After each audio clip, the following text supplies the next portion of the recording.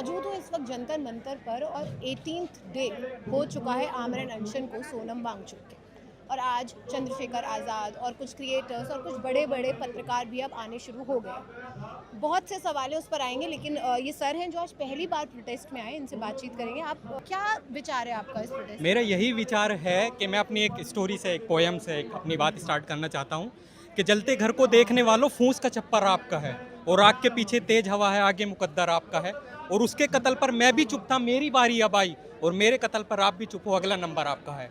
ये सिस्टम हम सबको खा जाएगा, किसान हो, स्टूडेंट हो, औरत हो, महिला हो, कोई भी हो, ये सिस्टम किसी को नहीं छोड़ने वाला। आज 30 से 40 स्टूडेंट सुसाइड कर चुके हैं सिस्टम की वजह से। कोई रिस्पॉन्सिबल नहीं है। मैं खुद यूपीएससी एस्पिरेंट हूँ, 5 अटेम्प्ट में दे चुका हूँ। मैंने इंटरव्यू फेस करा है, स्टेट पीसीएस का, Uttar Pradesh public service commission का मैं इंटरव्यू फेस करके आ चुका हूँ। मैंने 2 बार मेंस लिखे हैं। अब की बार इतना अनप्रिडिक्ट पेपर आ गया, खुद यूपीएससी चेयरमैन आके बोलता है कि हमने पेपर यहाँ से, उसको खुद बताना पड़ रहा है कि मेरे रिसोर्सेज ये हैं। स्टूडेंट्स किस चीज़ से प्रिपरेशन करेगा? उसके पास PYQs हैं, उसके पास सिलेबस हैं। 30-30, 35-35 साल के हम PYQs करके जा रहे हैं, out of syllabus, out of PYQs paper को फेंक दिया जाता है। उसका रिस्पॉन्सिबल कौन है? 58 पेज का पेपर 2 घंटे में, इतना थियोरिटिकल पेपर वो देते हैं, इतना थियोरिटिकल पेपर वो बनाते हैं। वो अगर बच्चा उसे करने बैठे, चैट जीपीटी AI से भी पेपर नहीं हो पा रहा है, तो उसका रिस्पॉन्सिबल कौन है? जब टीचर भी आपका पेपर सोल्व नहीं कर पा रहे हैं, तो उसका रिस्पॉन्सिबल कौन है? अगर आज बच्चे सुसाइड कर रहे हैं, बच्चों का गवर्नमेंट सीट नहीं मिल पा रहा है, तो उसका रिस्पॉन्सिबल कौन है? कौन है इसका रिस्पॉन्सिबल? एजुकेशन मिनिस्टर बोल चुके हैं कि ये जो प्रोटेस्ट हो रहा है ये दहशतगर्दों का प्रोटेस्ट है और ये बी टीम है। मैं यूपीएससी एस्पिरेंट हूँ। मैंने हिस्ट्री पढ़ा और प्रॉपर सही ढंग से मैंने एंशिएंट, मेडाइवल और मॉडर्न पूरा हिस्ट्री पढ़ा है। अगर आप इनकी आइडियोलॉजी आप देखोगे, बीजेपी, RSS, विश्व हिंदू परिषद, आप इनकी आइडियोलॉजी उठा के देखोगे तो भगत सिंह हो, सुखदेव हो, राजगुरु हो, ये जितने भी इस देश में क्रांतिकारी लोग हुए, यहाँ तक कि महात्मा गांधी जी भी, इन्होंने उन लोगों को भी देशद्रोही बताया। हम तो चीज़ ही क्या है, इनका लोगों का काम है, जो आज देश में सत्ता में बैठे हुए लोग हैं, उनका काम है हम लोगों को देशद्रोही बताना। हमें काम करना है अपने डेमोक्रेटिक हथियार के साथ, हमें काम करना है अपने संविधान के साथ, हमें अपने संविधान को बचाना है। उसके लिए चाहे हमें अपनी जान भी देनी पड़े, अपना माल देना पड़े, हमें सब कुछ कुर्बान करना पड़े, लेकिन हम अपने देश के भविष्य, अपने देश के युवा, अपने देश की महिलाओं को, हम उन सबको बचाने के लिए 24/7 अवेलेबल है। मैं आपको बता दूं कि इस वक्त देश में ना, ऋषिकेश में अगर आप देखोगे तो पेड़ काटे जा रहे हैं, अगर आप छतरपुर में देखोगे तो वहाँ पे जो महिलाएं हैं वो चिता आंदोलन पर है। सांकेतिक उन्होंने फंदे अपने गले में टांगे हुए हैं, वो बताना चाह रही है कि हमें किस तरीके से प्रताड़ित कर रही है सरकार। और इधर देख सकते हैं आप, सोनम वांगचुक 18 दिन से प्रोटेस्ट पे हैं, जो खाना नहीं खा रहे, आमरण अनशन पर बैठ गए, लेकिन सरकार की कान भनक पहुँच रही है, लेकिन सरकार इसको इस तरीके से इग्नोर कर रही है जैसे कि यहाँ कुछ हो ही नहीं रहा, कोई गलत डिमांड भी नहीं है। माना मैं एक और बात लोगों से कहना चाहती हूँ आज, कि आप मान लीजिए आप कॉकरोच जनता पार्टी को सपोर्ट नहीं करते, आप आम आदमी पार्टी को सपोर्ट नहीं करते, आप कांग्रेस को सपोर्ट नहीं करते, आप बीजेपी को भी सपोर्ट नहीं करते, लेकिन आप इस मूवमेंट को सपोर्ट क्यों नहीं कर रहे जो आपके छात्रों के लिए है, जो स्टूडेंट्स के लिए है, जो एकदम सही मांग कर रहे हैं, जो मांग कर रहे हैं कि बस हमें इस्तीफा चाहिए क्योंकि पेपर लीक हो रहे हैं और जो हमारे छात्र हैं वो सुसाइड कर रहे हैं। इतना मुश्किल क्यों हो रहा है मतलब सरकार को? यही मैं आपसे कहना चाह रहा हूँ, यही हमें समझने की ज़रूरत है। और जो हमारे देश में 150 करोड़ पॉपुलेशन है, उनको भी यही समझने की ज़रूरत है कि आज जो डेमोक्रेटिक देश में तानाशाही सरकार कैसे बनी, आज वो रिस्पॉन्सिबल ही नहीं हो रही। यहाँ 18 दिन से लोग भूख हड़ताल पे बैठे हुए हैं, मरने की हालत उनकी हो चुकी है। 30 से 40 स्टूडेंट इस देश के अंदर आत्महत्या कर चुके हैं सिस्टम की वजह से, और कोई भी बोलने के लिए तैयार नहीं है। सरकार बोलने के लिए तैयार नहीं है। सरकार को हमने चुना है, हमें सरकार ने चुना। कौन है इसका रिस्पॉन्सिबल? आज देश का युवा नहीं जाग रहा है, देश का आम आदमी नहीं जाग पा रहा है। वो कह रहे हैं कि ये B टीम है, ये C टीम है, D टीम है। देखो आप छत्तीसगढ़, मध्य प्रदेश, आपने एग्जाम्पल दिया, यहाँ का दिया आपने, हर जगह का।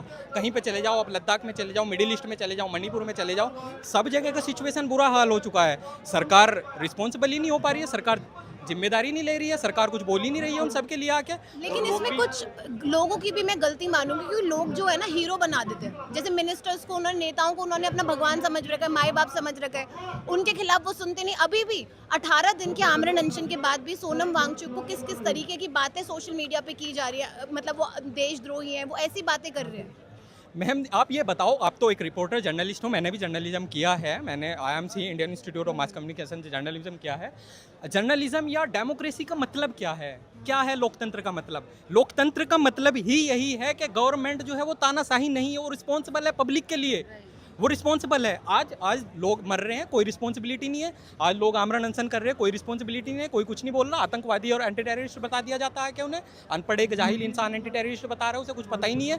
तो सबसे बड़ी चीज़ यही है कि आज ये डेमोक्रेसी ना हो के एक लोक तानाशाही की सरकार जो बन चुकी है इस देश के अंदर, आज इस देश के युवाओं को, इस देश के नौजवानों को जागना पड़ेगा और देखना पड़ेगा कि सरकार जो तानाशाही रूप ले चुकी है इसको किस तरीके से हमें उखाड़ना है। और एजुकेशन मिनिस्टर जो हैं वो उनका इस्तीफा में लेना है। क्या लग रहा है क्यों नहीं इतना लोग ज्वाइन कर रहे हैं? आपको लग रहा है इसके पीछे ये कारण है कि शिक्षा इतना महत्वपूर्ण शायद मुद्दा है ही नहीं आम जनता के लिए? आम जनता के लिए मैडम आपको बताऊं ना, आम जनता को मैनिपुलेट कर दिया जाता है। पैसा और पावर की वजह से उनको मैनिपुलेट कर दिया जाता है। सबसे बड़ा जो रीज़न है ना, अगर जो बॉटम ऑफ पिरामिड पे बैठे हुए लोग हैं ना, वो नहीं चाहते कि आम पब्लिक सही एजुकेट हो, उनको अपने राइट्स का पता चले, वो सही ढंग से बात कर पाए, अपने राइट्स के लिए बात कर पाए, अपने एजुकेशन, हेल्थ के लिए, एनवायरनमेंट के लिए वो बात करे मंदिर के लिए, मस्जिद के लिए, माइनॉरिटीज़ के लिए, मुस्लिम्स के लिए, हिंदू मुसलमान के लिए, वो सब।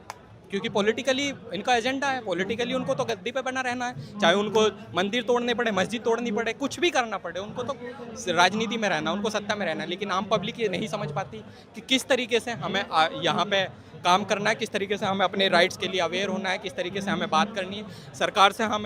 सरकार को हमें रिस्पॉन्सिबल बनाना है। ये एक डेमोक्रेटिक देश है, ना कि एक तानाशाही देश है। यहाँ पे लोकतंत्र है, संविधान है, संविधान के अकॉर्डिंग सरकार चलेगी। संविधान के अकॉर्डिंग अगर जवाबदेही नहीं है किसी भी चीज़ को तो उसे उखाड़ फेंको, उसका कोई मतलब नहीं है इस डेमोक्रेटिक सरकार में। अच्छा, जैसे मैं एक बात मैंने नोटिस करी, 18 दिन से ज़्यादा होने वाले अब आमरण अनशन को। जो पत्रकार हैं बड़े और जो क्रिएटर्स हैं वो अब आने शुरू हुए। क्या 18 दिन से पहले ये एक भी दिन इम्पोर्टेंट नहीं था कि मतलब एक इंसान भूख हड़ताल पे बैठे है? उससे पहले ये इम्पोर्टेंट नहीं था? 18 दिन होते ही सारे बड़े बड़े पत्रकार। आपको बताओ ना, ये जो सोशल मीडिया इन्फ्लुएंसर होता है या कोई भी होता है, इनको कंटेंट चाहिए। इनको क्या है, इनको जितना फेमस कंटेंट हो, जितना इनको तो कंटेंट की ज़रूरत है। लेकिन मैं उन लोगों से, मैंने आपको पोइट्री सुनाई थी सबसे पहले कि जलते घर को देखने वालों फूस का चप्पर आपका है और आग के पीछे तेज हवा है, आगे मुकद्दर आपका है और उसके कत्ल पर मैं भी चुपता, मेरी बारी अब आई और मेरे कत्ल पर आप भी चुपो, अगला नंबर आपका है। आज जो घर में बैठे हुए लोग हैं ना, मैं उनके लिए पोइट्री बोल रहा हूँ। आप समझ नहीं पा रहे हो? नहीं, मैं समझ गई तो मैं उन लोगों के लिए पोइट्री बोल रहा हूँ। अगर आज मैं यहाँ पर आमरण अनशन करके अगर आज मैं यहाँ मरता हूँ ना, उन करोड़ों स्टूडेंट्स के लिए, अगर वो सोचते हैं कि मेरी जान का, मेरे आमरण अनशन का या मेरे प्रोटेस्ट का कोई मतलब नहीं बनता, तो कल उनका नंबर आने वाला है। ये वो जान ले, वो लोग जो घर में बैठे हुए लोग हैं, जो नहीं समझ पा रहे कि सरकार इस देश को दिमक की तरह किस तरह खाई जा रही है और इस डेमोक्रेटिक देश में अनडेमोक्रेटिक तरीके से किस तरीके से काम करा जा रहा है। और रिस्पॉन्सिबिलिटी कहीं नहीं बची, किसी मिनिस्ट्री में कोई रिस्पॉन्सिबिलिटी नहीं बची। आज तो लोकतंत्र का मतलब क्या बचा? जब रिस्पॉन्सिबिलिटी नहीं है तो लोकतंत्र क्या है? अगर मैं आपसे क्वेश्चन नहीं कर सकता, आप मुझे कहो आके कि आप मेरे से क्वेश्चन क्यों कर रहे हो, तो लोकतंत्र क्या है? आप तो तानाशाह हो चुके। तो आजकल तो कोई भी क्वेश्चन करता है उसको एंटी नेशनल और टेररिस्ट बता दिया जाता है। कौन आप हो मुझे नेशनलिस्ट और एंटी नेशनलिस्ट बताने वाले? कौन हो आप? हो कौन? किसने राइट्स दिया आपको एंटी नेशनल और नेशनल बताने का? आप तो हो ही कोई नहीं। अरे मैं इस देश का नागरिक हूँ और हजारों साल से हम इस देश में रहते हुए आए हैं। आप हो कौन? नेशनल और एंटी नेशनल बताने वाले? कोई भी आता है माइक पे एंटी नेशनल, किसी को भी आके उसकी नागरिकता बता के चला जाता है, किसी को भी आके जन्म प्रमाण पत्र, मूल निवास प्रमाण पत्र दे के चला जाता है। पता सता कुछ है नहीं किसी को भी, कोई भी आ रहा है कुछ भी बोल के जा रहा है। अच्छा, लोग एक और बात कर रहे हैं इस प्रोटेस्ट के बारे में, जैसे कुछ लोग कह रहे हैं बिखर रहा है प्रोटेस्ट। जिस तरीके से सबको स्टेज की तरफ होना चाहिए, बात करनी चाहिए, लेकिन लोग बट गए हैं कंटेंट बनाने में। क्रिएटर आ रहे हैं तो उसके पीछे लग गए, उनकी वीडियो बना रहे हैं, उनको शूट कर रहे हैं, या कोई बड़ा पत्रकार आ रहा है तो उनके पीछे फौज भागे जा रही है। तो वो लोग कुछ कह रहे हैं कि ये बट गया है अनशन, आपको लगता है? अरे बटना, यही तो मैं आपको बता रहा हूँ, यही हमें समझने की ज़रूरत है। अगर जिसने देखो मैच्योरिटी क्या है, मैच्योरिटी परिपक्वता यही है। अगर आप लॉजिकली समझ पा रहे हैं ना, ये जो बटना है, बी टीम है, एंटी नेशनल है, ये वर्ड्स आम हैं। कहीं भी किसी भी मूवमेंट में आप जाओ, कहीं भी जाओ, अंग्रेजों के टाइम पे भी यही हुआ। भगत सिंह, सुखदेव, राजगुरु, बिस्मिल खान, ये जितने भी क्रांतिकारी इस देश के अंदर हुए, उन्हें भी सब यही कहा गया। अभी कहते हैं मूवमेंट का मतलब क्या है? ये नौजवानों का मूवमेंट, जेनजी का मूवमेंट है, ऐसे ही चलेगा, ये तो होना ही ऐसे है। आप कहते हो कि तो बट गया, आधे वहाँ बैठे हुए, आयसा वाले, SFI वाले वहाँ पे हैं, ये यहाँ पे बैठे हुए हैं, ये इसका कोई मतलब नहीं बनता। ये बेफजूल की बात है। आपका क्या नाम है? मेरा अब्दुल मलिक नाम है। कहाँ रहते हैं आप? मैं यहीं द्वारका में रहता हूँ, प्रॉपर में रहने वाला वेस्ट यूपी मुजफ्फरनगर से हूँ।